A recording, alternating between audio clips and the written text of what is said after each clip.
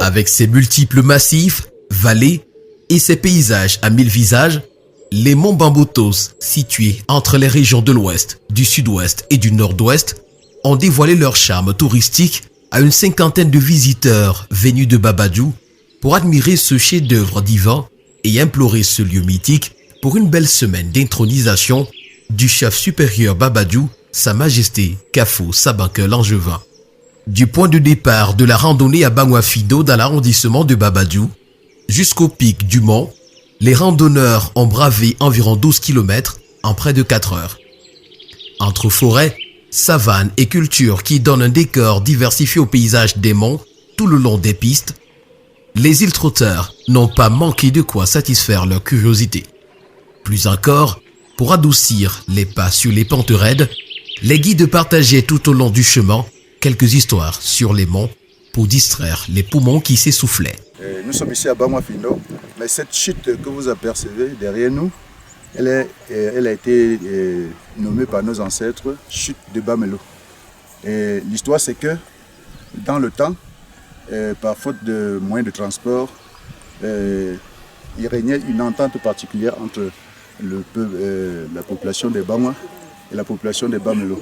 Alors, au départ, pour aller, n'est-ce pas, au marché de Wilkoum, localité située dans le nord-ouest, en passant par Pini, les Bangwa et les Bamelo se rassemblaient ici, au pied de cette chute.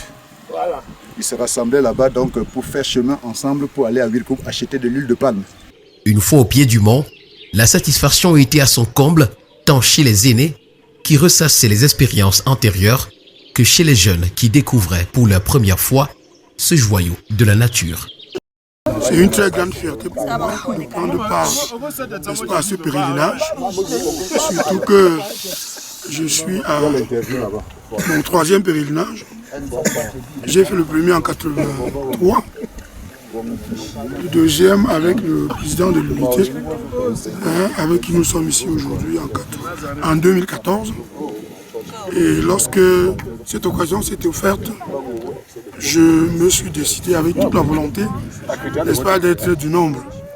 Pour le président de l'unité opérationnelle artistique et culturelle de la cérémonie d'intronisation, cheville ouvrière de l'organisation de cette activité, cette belle expérience valait la peine et mérite d'être pérennisée. Pas d'incident et j'espère, parce que ça c'est un vœu, que ça soit désormais des rencontres annuelles pour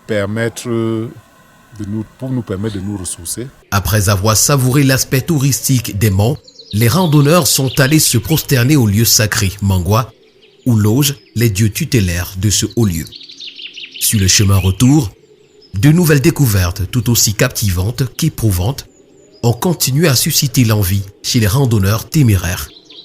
Chacun brûlait d'envie de revivre une telle expérience encore et encore.